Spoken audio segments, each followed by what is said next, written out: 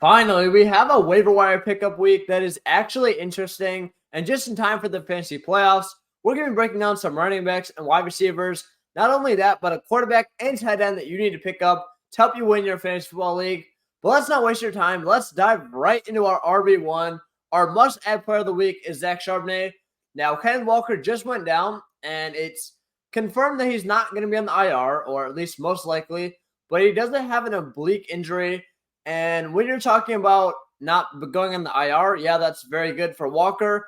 But it also means that he's almost guaranteed to miss at least 1 to 2 games, which Charbonnet is going to take over as that bell cow back. Now, Charbonnet is taking over as a passing down back already, even with Walker healthy. That's kind of just a trend that we've been seeing as of late. But this game, DJ Dallas was the only other running back to touch the ball outside Kenneth Walker, but he obviously got injured. And Charbonnet had 55 snaps, was running almost every single route, and also had 15 carries. Now, DJ Dallas only had 1 carry, 4 yards. Obviously, it's not a big deal at all. Charbonnet was fairly inefficient on the ground, but still, he's getting that workload, which is great to see. You see he has 6 receptions, 22 yards. The workload is there. The volume is there. The talent is there. So I'm expecting the fantasy production to follow.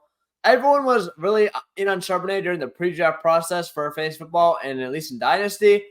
And I really like Charbonnet as well. Just a horrible landing spot, but he is an elite handcuff back. I'm really rooting for Charbonnet. I think he's going to be able to make the most of this opportunity. And he's still rostered in 32.4% of leagues coming off a 12.9-point game. Go pick him up as my number 1 waiver wire priority of the week.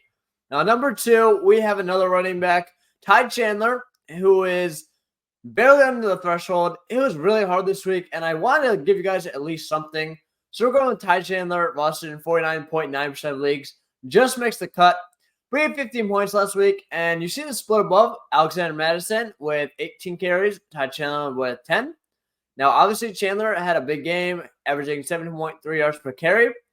I don't expect this to continue at the exact same level. Obviously, Madison is getting more work than Chandler, and Chandler isn't going to be able to average 7 yards per carry. But that said, you see him go out there, catch 4 passes for 37 yards. I think he's going to be that passing down back. Madison has never really been great at that.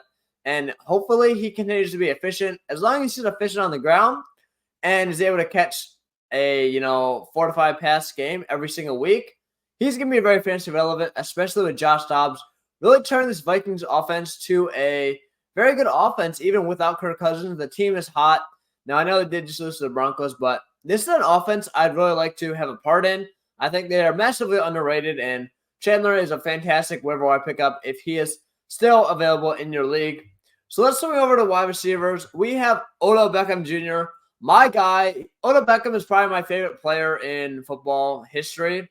Just to give you some context, he was the star when I was growing up. You can tell I'm a little on the younger side of things, but OBJ looked phenomenal last week. Had 15.6 points, 4 receptions, 116 yards, 7 targets, and to top this off, Mark Andrews just went down, which is going to open up even more target volume in this offense.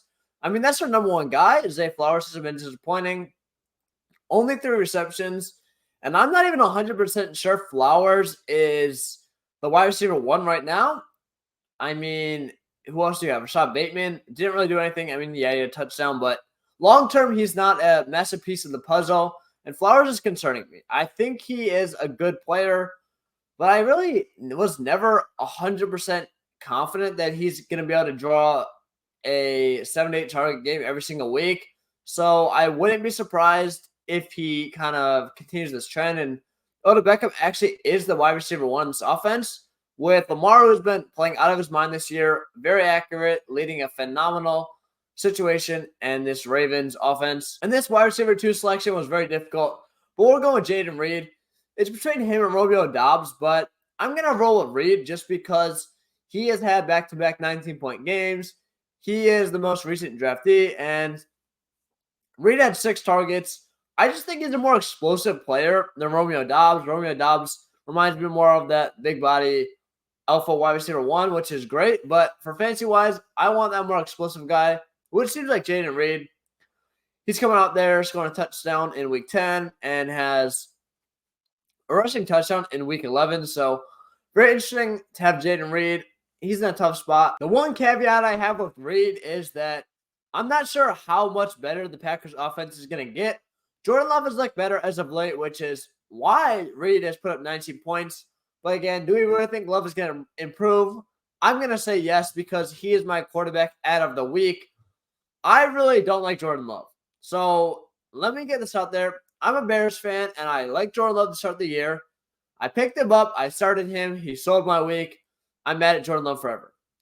Now, that's unfair to him. He's been improving. He scored 16 last week, week 10 actually, and he scored 20 in week 11. So we know that he can be a good quarterback, at least from a fantasy perspective. So I'm not completely out on him coming back.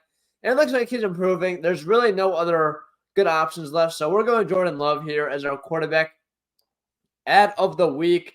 Again, not a completely stacked class, but nonetheless, Jordan Love is going to provide these guys value.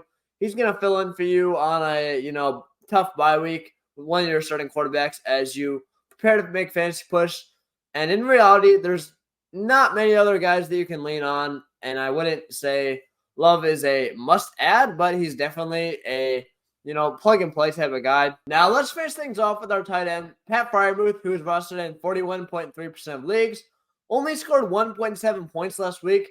However, he is just getting back in the groove of things. Has been injured for a large portion of the year. And while I'm not in love with this pickup because of how bad Kenny Pickett and his offense has been. Freiermuth is very talented and it's very underrated. In his first 3 seasons, he had almost 100 targets every year in years 1 and 2.